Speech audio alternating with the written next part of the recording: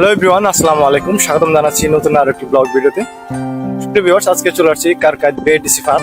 এখানকার সৌন্দর্য আজকের এই ভিডিওর মাধ্যমে আপনাদের সামনে তুলে ধরার চেষ্টা করব। আশা করি সম্পূর্ণ ব্লগ জুড়ে সাথেই থাকবেন। তো চলুন আজকের ভিডিওটি শুরু করা যাক।